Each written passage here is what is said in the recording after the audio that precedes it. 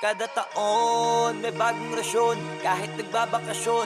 Kada taon umaraw man o umulan ay sa amin napapanahon. Kada taon umaangat kahit hindi tumalon. Kada bagong taon, kada taon lamon, hindi yun nagkataon. Dapat ramdam nyo na hanggang ngayon maririnig mo pa rin sa lahat ng istasyon.